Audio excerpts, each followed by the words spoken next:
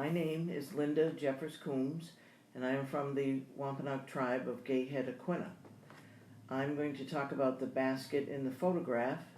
It was made by Bathsheba Aucouch of Gayhead in the 19th century, Gayhead now being called Aquinnah. She was known as Bashi and was the daughter of John Aucouch and had 4 sisters. John was the last male known to carry the Aucouch name and is descended from a 17th century man, Aucouchuk of Gayhead. The basket was donated by Mary C. Vanderhoop, originally from Georgia, who is married to Edwin Vanderhoop of Gayhead. Edwin, in middle age, built a home near the cliffs in Gayhead in the early 1890s, which still stands today as the Aquinnah Cultural Center. Edwin's mother was Beulah Salisbury Vanderhoop, who was Bashi's niece.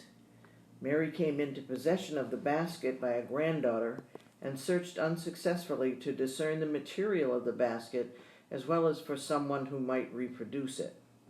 Bashi was a known weaver, which was not an uncommon skill in the 19th century.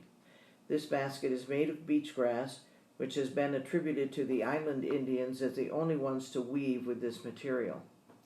I recognize the beach grass from my years working in the Wampanoag Indigenous program at Plymouth Plantation, where we work to reclaim the old skills of our ancestors. Beach grass is harvested at this time of year, late summer, early fall, when it has reached its tallest. Once harvested, the grass must be dried in the sun until no longer green, and then stored in a dry place until ready to weave. This basket is made with a twined weaving technique, which is done by hand and is the ancient traditional Wampanoag weaving method. This is accomplished with double weft strands, the horizontal pieces, that are twisted around the warp strands, which are the vertical pieces.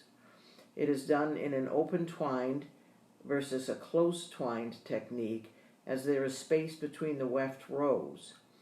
This basket also has offset warp strand, where some of the warps are carried into and picked up in the next stitch, if you will, or twist. Another of Bashi's beachgrass baskets is now in the collection of the Martha's Vineyard Museum. I believe this is the basket that Tobias Vanderhoop was referring to when he told me that this basket had become damaged and its owner at the time took it to Bashi to repair. She did so by lining the bottom of the basket interior with clay, her reason for which is still unclear today. Tobias is the third, if I've done the math right, great-grandson of Edwin and Beulah Salisbury Vanderhoop.